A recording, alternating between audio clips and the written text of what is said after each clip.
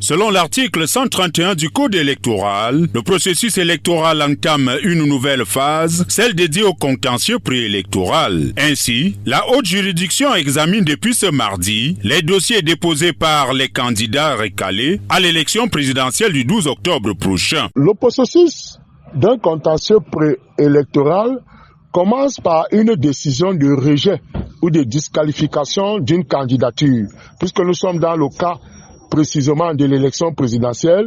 Comme on l'a vu, l'ECAM, sur les 82 candidatures qui ont été déposées, 13 seulement ont bénéficié d'une recevabilité.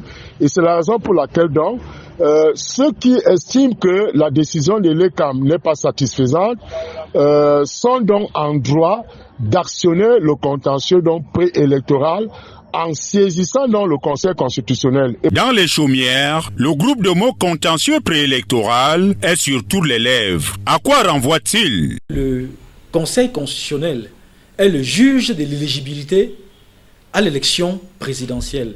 Alors, c'est le juge suprême de l'éligibilité à l'élection présidentielle.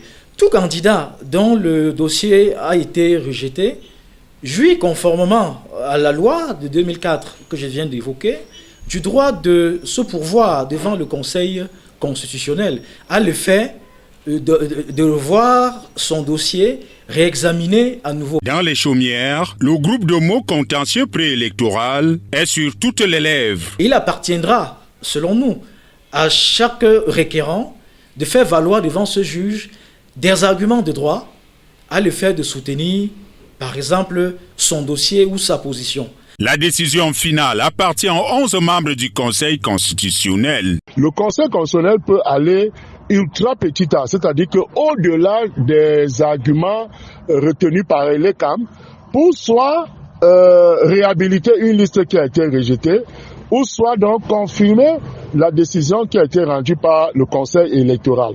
Le Conseil constitutionnel a donc 10 jours pour statuer sur ce contentieux préélectoral et publier la liste définitive des candidats retenus pour cette élection présidentielle prévue le 12 octobre 2025 selon l'article 131 du Code électoral.